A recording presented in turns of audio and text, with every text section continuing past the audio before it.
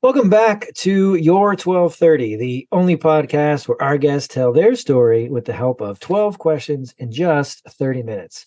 I'm your host, Mike Salitro, and today we are very excited to be speaking with Jason Cercone. With nearly a decade of experience in the podcast world, Jason has built his brand around the consumptive power of storytelling and simplifying podcast guesting.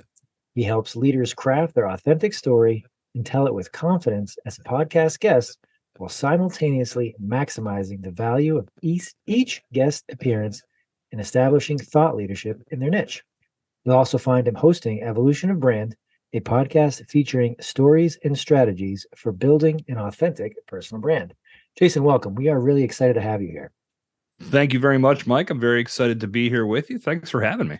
Of course, of course. And I stumbled through the bio as I do most because there's a lot of good stuff in there. I think you did quite well. That was a good read. We'll take it. We'll take it. So, podcast guesting. What do you feel that one thing that kind of jumps out there is simplifying it with the power of story? So, let's start with the simple part. What are people overcomplicating when they appear on a show as a guest? Well, there's a number of things, and I think it starts at the very beginning. The pitch, the presentation, that often gets overcomplicated to a point where they may cost themselves opportunities just because they're not utilizing the right type of outreach. They're spraying and praying. They're not doing research beforehand to make sure they're a good fit. I used to host a podcast that didn't have guests. It was just a complete solo show, and I'd have people reaching out for guest opportunities. Like, no, if you listen, it's not that type of podcast. So understanding what the podcast is all about, how it's structured, and how you can bring value to it is incredibly important on the front end. But now let's say they get to that point where they have landed that guest appearance and they're bringing their story, they're bringing their personality to the microphone. That's really what it's all about, is telling your story in a way that it will resonate with the audience and bring them value and show them that you can bring transformation to their world. So many people will turn to podcasts to get information, education, maybe just to escape from their world for a little bit. But if they find value in the content that they sink their teeth into, not only are they going to stay tuned into that podcast, more than likely they're going to follow the person that brought them value into their world. And that's really what you're trying to accomplish as a podcast guest. And that's where I feel it gets overcomplicated, because people will try to show up in sales mode. They're going to go on every podcast with a sales pitch. And if I don't close something today, it's not successful. And that could not be further from the truth, because in a lot of cases, if you do go into sales mode, more than likely you're going to turn the listener off and they're not going to want to listen to an infomercial, or because the podcaster themselves, they know what their audience is tuning in for, they may not even air that episode. So if you show up with value in mind, looking to serve, looking to make a strong connection, and treating this as a valuable networking platform, you're going to get a lot further. But again, there's so many things that cloud the waters, that my goal is to help people understand a clear, concise way to leverage the podcast platform so they can grow their brands and really achieve undeniable results. That's such a great answer for many reasons, and you've been both on the guest side and the host side, so you have experience on kind of seeing all sides of the pitch. But what I really like as you talk about is the kind of format of a podcast. People are tuning in for education, for information, something a little different, and generally they've got an idea of what they're going to hear, who the personalities are, and where the conversation is likely to go. With so many options, you have very limited opportunity to kind of pique their interest, and you can do that best by storytelling and not necessarily selling a product, selling a service. If you are personable, if you're enjoyable, if you're providing that value, they're gonna listen. They're as you said, follow along into their world. I really like that the kind of visual. So it is an opportunity to tell the listener something they may not have heard in a specific way, introduce them to you, your company, your brand, what you're doing, your initiative, as opposed to saying buy now, kind of sell what you've got. So that's a great starting point. The story part of that, what makes a good story, especially in podcast form? Well, being authentic is where storytelling really shines through. And oftentimes a lot of people will want to shy away from that authentic story Some of it may seem painful. Maybe there was a lot of failure in the past, but reliving that, it could suck a little bit, but there's also a lot to celebrate because more than likely you've grown so much and learned so much from those past failures. And telling that story is something that will truly resonate because there's somebody out there that's going through the same thing and they're looking for a solution and they can relate to somebody who's gone through it and utilized certain steps and certain processes to get beyond the suck to a place where they feel they're operating in a more successful in a more successful way, I should say. So that story, no matter where you are in your journey, could be helpful to somebody. And if you're in a mindset that you can't help anybody because you've only reached a certain level, let's say there's 10 levels and you're only at level 7. Well, I can't really impact anybody until I get to level 10, right? Wrong, because there's all these people behind you that are at levels 1 through 6 that are wanting to get to level 7. They would die to be at level 7 where you're at. And your guidance could help them get there. And then when they level up, you level up at the same time. So now you continue to take strides forward as well. So bringing that story to the surface in a very positive, compelling, engaging way is truly going to make an impact. And most people tune into podcasts to hear good stories, to hear very good conversation between the hosts and the guests. And when that's in place, not only do they learn from the person that's speaking, but they also find a new podcast that they can work into their rotation. So this storytelling ability on both sides is creating compelling content, much like a television show or a great movie. If you get invested in that content, of course you're going to come back for more. And of course you're going to tell others to listen as well. And that's really, as a podcaster and as a guest too, what you want to happen with this medium, because the more people that listen, the more opportunities you create to grow your brand, to reach new people, to welcome those people into your world. So it's all about having a powerful story and telling it in a clear, concise fashion so it relates to the listener, so they want to learn more and get more value from you.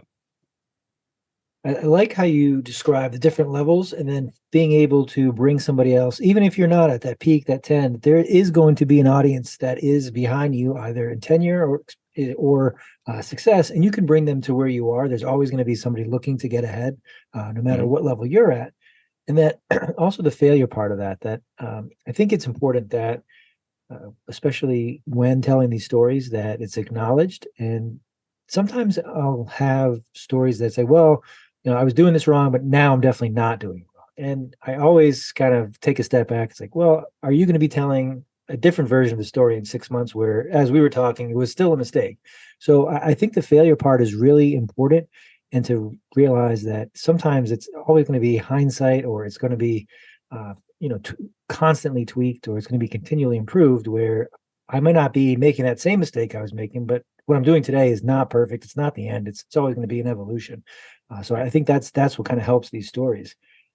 Speaking Indeed. of, do you have a client story or a podcast guest student that you had that you could share a story with, of how working with you or speaking with you, or kind of using a little bit what we talked about, has kind of helped them get their message out more clearly into a larger audience? I think I'll go back to one of my first clients just in regards to it wasn't just on the guesting side, it was on the production side. And just watching that evolution over time of someone that wanted to have a podcast, but wasn't really sure how to do it. Understood how to speak to some degree, but didn't really have hosting experience, but wanted to sink their teeth into it. And that's what he did. And he really kept at it and just kept getting better and better and better. And that's really something that works on both the host side and the guest side. And it oftentimes will throw somebody off to a point where they don't even get started because they're so concerned they're not going to have a skill set that people want to listen to. I've been podcasting for nearly a decade, and I can say with complete confidence that my very first podcast episode sucked. I was not good.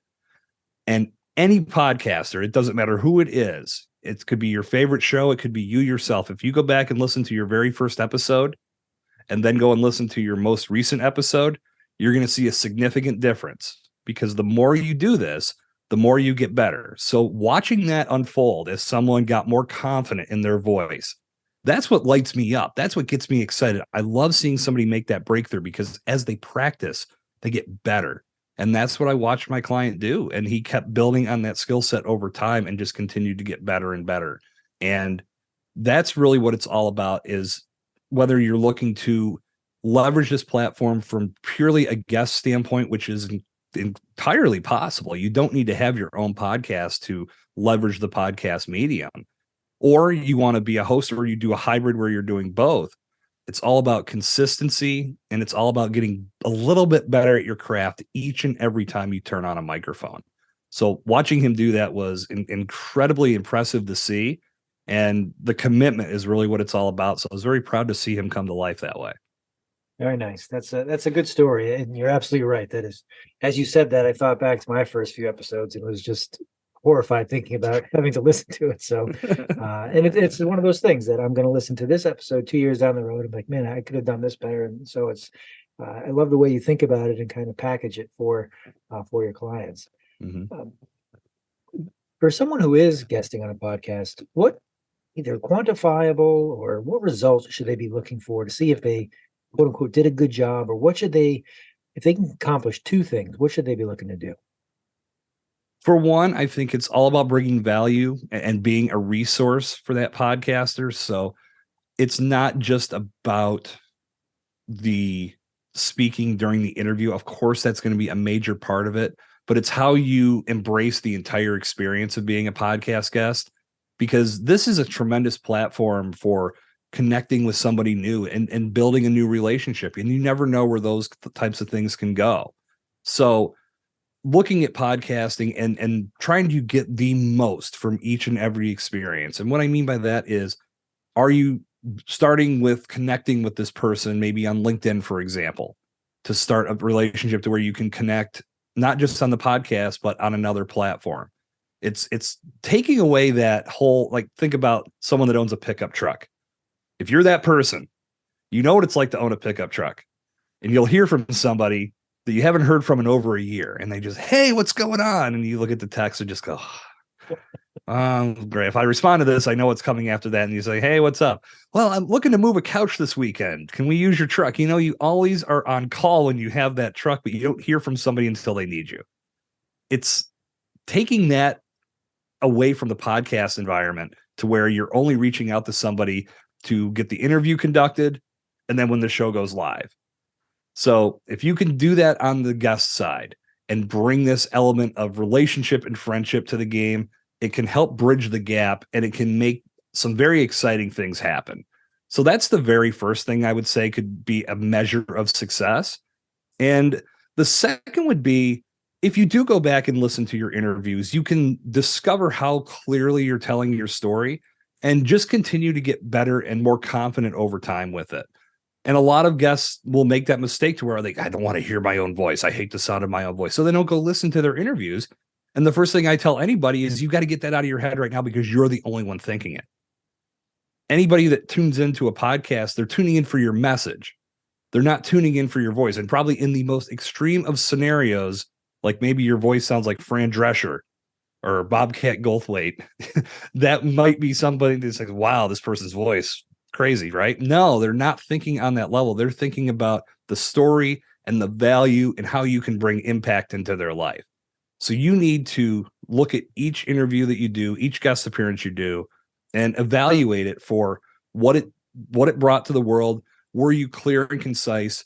Did you leave a very clear call to action so listeners know how to follow up with you so that you can bring more value into their world? These are small elements that you can continue to improve upon. And also, as you listen to yourself, you may discover that you overuse certain filler words. And in doing that, you can say, okay, I start every sentence saying or and I don't leave any silence. I just to the next sentence. And that's something you can work on. And that's something that I caught myself doing very early in the game. And I made the conscious effort to stop doing that. And that took time and practice. But because I was aware of it, I was able to make improvements. So another element, big time in this space, is listening to yourself so you continue to make improvements that are going to change the game for you over time. I love that answer. And I wrote down so many things. I'm going to try to follow up on everything because you hit on some really great stuff. I'll start at the end there. I had written down self-awareness when you talked about being at level 7, because part of it is some don't realize that they're at level 7 and others don't realize they're at 1 to 6. So that's the first piece of it. It's here I am, my journey. Here's what I can learn from this. Here's where I'm going. Here's who I can help. So just being self-aware. And the same with that, with that piece of, okay, it's my voice. I don't want to listen to it, but I have to. That's how I'm going to get better. Time, practice. I need to get started. I'm going to get started. I'm going to be not fantastic, but I'm going to work at it. I'm going to get better. Just being aware of what you're trying to accomplish and how you can do that. I think that's wonderful, wonderful advice on either side. And pretty much, forgetting podcasting, anything you want to do, you've got to get out there and you can practice, rehearse, you can get ready, but until you get those reps, there's nothing like it. So that's really wonderful advice when it comes to podcasting or anything you want to get done. And the first piece I absolutely love because I, as we talked a little bit before we hit record, I get to talk to people of all kinds of backgrounds, all types of interest level, pitches, experiences, what they want to talk about in the show. And one of the things that I value most is not even necessarily networking, the kind of relationship that we're going to have for the time that we are pre-show, on the show, after the show, how we can kind of work together, collaborate. And I wrote down my little improv note. Yes, and I try to be as open-minded with my guests because I don't want to talk to people that agree with me, have the same point of view. That's boring. That's so if someone's telling me a story or something that they do that either I'm not familiar with, I may not agree with, I go to that improv mindset. Yes, and tell me more, or I want to follow up on it. And when I have a guest who's invested in an interview, you can tell as well. It's not I'm gonna just tell you how smart I am, and I'm gonna tell you the 8 things I wrote down, and that's gonna be it.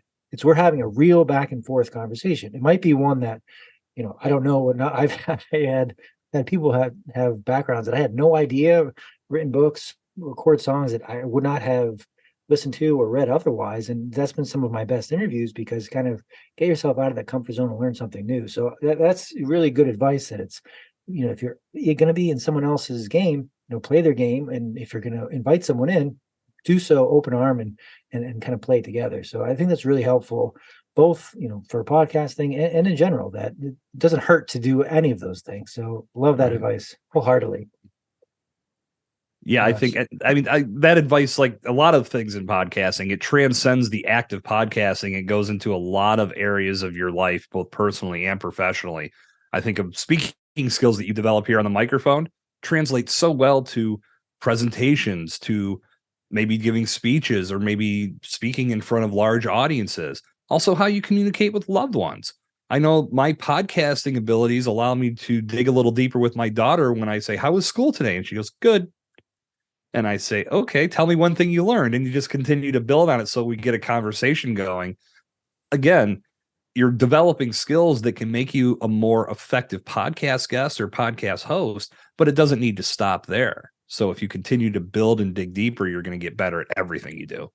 I'm so glad you said that because I'll catch my oldest is 6 years old. I'll catch myself asking him similar questions and getting a one word answer. I was like, that's a bad question. I can't phrase my question in a way where he can just blow me out. Because if I ask you a poor question, you're a good enough guest where you will answer it thoroughly and kind of take me to the next subject. But if I ask him, so was everyone at school today? Yes. Okay. Well, that was a bad question. It's like, all right, you ask a one word answer, I'm going to give it to you. So that's good practice. And they're a tough audience, but they help out. Absolutely, they do. You mentioned starting podcasting over a decade ago. How did you get involved, and what were you doing either beforehand, or what spurred you to start? It was actually about, as we sit and speak, it was a little over 8 years ago. So I'm coming up on a decade, and it was very funny. The story all began out of spite, believe it or not. Okay. So I had radio experience in college, and it wasn't anything major. The campus radio station had a little club where we were all DJs, and I had a blast with it. I was in the communications program, so I got to be part of it. It was really fun. And I had thought about maybe pursuing it after school, but I didn't. And several years had passed, and I was working in the craft beer industry. I had a full-time job. I had also launched a craft beer advocacy blog. At that time in the world, which was around 2013, when I launched it, there was all these new breweries popping up, and there was really this groundswell of like, wow, there's all this good beer out there, but so many people don't know anything about it. And I wanted to add another voice to raise awareness, and decided to just start writing stories, writing posts about the beer industry, how these little breweries were doing their thing. And I was in Pittsburgh. I'm still in Pittsburgh, and partnered up with some places, and I wasn't looking for money. And I told them that, listen, I just want to give you some coverage and learn about what you're doing and write about it. And they were all for it. And that grew into me creating an app that I wanted to put out for people in Pittsburgh, and even people that were visiting Pittsburgh. They could download this free app, and it would give them access to events and happenings going on around the city. So big events and beer releases, you name it. And I ended up picking up several partners from bars and breweries, restaurants, the big event coordinators. And the day I launched the app, a guy got my first troll on Twitter. And I had never experienced that before. And this person was just tearing me down for everything that I was doing wrong. And I hadn't thought about this, and I was doing this wrong. And then it was just like, wow. And I probably overindulged way too much in the conversation, because I was just I just like, well, why are you doing this? What is happening here? But anyway, in the midst of the conversation, I looked at his profile, and he happened to be the host of a beer podcast. And it just so happened that my best friend and I had been kicking around ideas for starting a podcast. We just couldn't land on what we wanted to do. And when I saw that that's what he did, I immediately called my friend and said, guess what? I've got our idea for a podcast. We're going to do a beer podcast. We're going to do it better than this guy. And my God, were we naive. My friend was all for it. He loved beer too, so he was in. Let's do this. We did no planning. We picked up some mics. One of the bars that I had partnered with, I said, hey, can we record our first podcast at your bar? Yeah, sure. Come on in. Unbeknownst to me, it was trivia night, so it was crazy packed in there, and it was noisier than hell. But we turned the mics on anyway, and right before we started recording, we decided, well, let's talk about beer, but we'll also talk about sports. So now we're off in two different directions. So we did not tightly define our audience. It was a train wreck. So we got that first episode done, did no editing, and put it out on the internet. So for me to think that I was going to do a better podcast than this guy who had been doing it for years, my God, was I out of my depth. But I tell that story with fondness because it rekindled the flame. Because when I did the radio stuff, I loved it. And this was the next incarnation of radio. And I knew I wanted to continue to work at it and get better. And that's what I did. So my friend and I, we ran that podcast as far as we could, had some unbelievable experiences, got to meet some great people. And then I started a second show on my own. And about 20 some episodes in, I discovered, or I just said to myself, this is good. The practice is better, getting me better. But I really want to take some time to just analyze this and study. So I decided to put that show on the shelf and just listen to other podcasts, but also listen to radio personalities and watch people on television, how they relay the news and communicate through the camera. I just wanted to get better at that element of storytelling. So that ended up being about a year and a half of just analyzing what other people were doing. And then when I jumped back into the podcasting game, I had a much clearer vision of how to conduct myself, how to have a better conversation, how to ask really good questions. And I've been off to the races ever since. And the craft beer days are behind me, but that was really where it all got started. That's an excellent story. You tell it with such passion and enthusiasm. Given it started with I started out of spite, and then landed in full circle. So thank you for that. You bet. So wanted to circle back. We talked before we hit record that you were also, besides working with clients on podcast guesting, podcast hosting, also putting together a course that would cover some of this material. Being able to communicate it on air via, kind of speaking directly is one way. How have you been able to kind of translate the lessons that we've talked about today into a course that people can take on demand, or when they're ready? How has that process gone, and what is happening with that? It's coming together very nicely. And my goal is to create something that was, as the theme of what I do goes, it was to simplify things. And the course that I'm putting together now, it's more of a mini course. It's going to be probably around an hour-ish in time that you can get through the videos and the simple exercises that'll be in place. But the idea for it was the fact that as a podcaster, and Mike, I know you told me, much like all podcasters that I talk to, we are inundated with pitches and presentations on a daily basis for people that want to be a part of our show. And it's, I don't have exact numbers here, but typically it's like 1 out of 10 is actually a good pitch.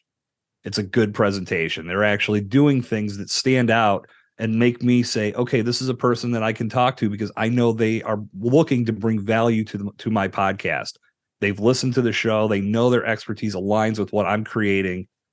It tells me this is a person that I can bring on the show, because podcasters typically will do 1 show a week. I do 2, some do more, but typically we only have a handful of these guest spots to hand out. So they're pretty coveted. So you want to be somebody that really stands out, and it starts with that presentation. It's all about how you present yourself and pitch yourself, whatever term. I prefer the term present over pitch, but I know the commonly used expression is that you pitch yourself to be on a podcast. I wanted to give everybody a clear understanding of how to do that well, because that's where it all begins. There's a system and a strategy from the very first correspondence all the way to where that episode goes live. But if you can't get past that first step in that first correspondence, nothing's going to happen. You don't want your podcast presentation or your pitch to fall into this pool of common pitches that most podcasters will just overlook. If you're rattling off just a list of accomplishments, or you have this entitlement of saying, I'm the perfect guest for your podcast, you never know that, because podcasters know their audience and their content better than you ever will, despite any research that you might do. You can learn a lot, but you still can't assume that you're the perfect fit.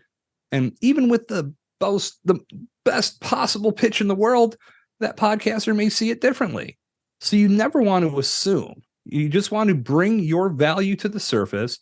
Let that podcaster know that you love what they're creating. You really got value from that podcast. You don't have to go as far, because some people say, oh yeah, I really loved what you said. And then you can just tell it's copy and paste the title of a certain episode with a certain guest. Like, no, you don't have to go to that extent. But in your research process, you should be listening to make sure that you are a good fit for that show and what they want to bring to the table. And you just have to express that in a way that makes it more about them and not about you. And that's what the course is all about, is helping you understand how to do that effectively so you can double or triple the amount of yeses you get, which will open up more opportunities for you to have those guest appearances that will help you build your brand, establish thought leadership, and open things up in a very dynamic, powerful way. And again, starts with a pitch and you build from there. So that course, as we sit and talk, Mike, it's not fully complete, but it's going to be ready in April of 2023 for the world to consume. All right. Well, we are not far away, so I'll make sure that we post links to your stuff so they can connect with you when it's ready in April. I want to change gears. We're somehow already coming up on 30 minutes, and this will probably be one of the most unfair questions that I ask on the pod, so I hope you're ready. But I know a good number of folks from Pittsburgh, and I have to say everybody from the area absolutely loves it, and it is the most proud place that I know great people from. I've been many times. I love the city. Why do you love Pittsburgh? That's a great question. Wow, no one's really ever asked me that question. I'm not from here originally. I grew up in a little town called Bradford, Pennsylvania. It's about 3 hours north of Pittsburgh, and it's the home of the Zippo lighter. That's pretty much our big claim to fame in Bradford. And for whatever reason, I always in my head knew I was going to move down here. I was going to move to Pittsburgh someday, and a lot of it stemmed from my godfather and he still does. He lives in Pittsburgh, and he was my dad's best friend growing up, and he gravitated down here for college and stayed. And we would often take trips when I was a kid. And that was when I fell in love with the city.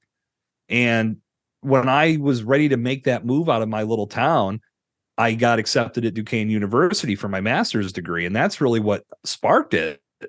But I always knew it was always this feeling inside that Pittsburgh was where I was going to end up. Now, whether I stay here for the rest of my life, that's another story. I don't know. I can't predict the future, but there's so much happening here. And I've seen so much in regards to development here in Pittsburgh with the technology scene. Obviously, that craft beer scene that I had mentioned before has grown by leaps and bounds. There's always something new to be doing if you're a big fan of beer. And ironically, I don't even really drink much anymore at this point in my life. I'm 43 now. I started all that other stuff when I was 33. It was a totally different Jason back then. But but again, in regards to sports and theater and comedy, you name it, there's always something to do. And I always say about Pittsburgh, it's a big city when you come from a little town like me, or like I did of Bradford, but it's not something big and enormous for somebody that has lived in New York or Chicago or Los Angeles. So if you're coming from a small town, this is a nice step up, and it's just big enough to make you feel like you're from the big city. That's a solid answer because I fumbled my question. I was going to ask you, why do people love Pittsburgh so much? But I asked you, why do you love it? And you gave an excellent, excellent answer. So thank you for that. We are coming up, as I said, on the full time. We've covered a good amount of material. Is there anything that I didn't ask you that I probably should have tonight, Jason? Well, I would say one of if there was a question I would put on your format to ask me, it would be, what is the biggest thing that anybody looking to attack the podcasting arena needs to focus on? And the answer to that is commitment. Whether you're starting your own show or you're looking to build a presence as a podcast guest, you have to commit to what you're doing. If you aren't willing to commit to getting the most from your efforts, it's very hard to get anything to take off. So many podcasters will start a show and only get a few episodes in, and they'll throw in the towel, whether they're looking at their download metrics, which are irrelevant, or they feel like it's just too much work for the return they're getting. They're not truly committed if they're just saying, oh, I'll give it a few episodes and see what happens. No, like, you have to commit for a minimum of a year. I'd rather see anybody put two years forth and say, okay, I'm going to do over 100 episodes and really make my show take off. As a guest, you can't just do one interview and expect the world to show up at your doorstep.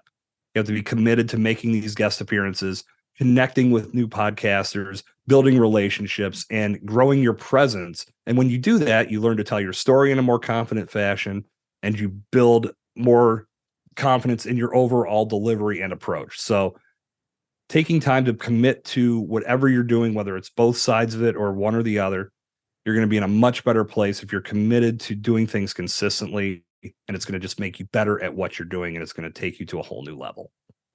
Thank you for adding that in. That's a wonderful, wonderful insight to add, because a lot of times you'll see well, I've been at this for X amount of time, and it's either it's not long enough, or you're getting closer to where you want to be, both again in the podcasting world or what you are trying to accomplish personally and professionally. So it's you being consistent and being committed to seeing it through. And sometimes it's just going past a little further than where you are, or a lot further in the case of a handful of episodes or just one or two. So I think that's a great addition. Thank you for including that. Mm-hmm. If our listeners want to find out more, connect with you directly, or as we talked about the course, where can they do that? Best place to go is just join me at jasoncercone.com. And when you land there, you're going to be connected to a number of different resources that I have available. When the course is live, of course, I'll be posting and talking about it there. And anybody that's really looking to get something from the podcast space, whether as a host, a guest, or a combination of both, set up a 30-minute discovery call with me so we can have a conversation. I'd love to hear your ideas, where you're at in regards to building a podcast or jumping into the pool as a guest. And I'd love to bring some clarity to your world. And if it makes sense for us to partner up so I can give you some additional clarity and you're pointing down the right path, I'd be more than happy to do that. But all starts with that first conversation. So join me out at jasoncercone.com, set it up, and we'll make it happen.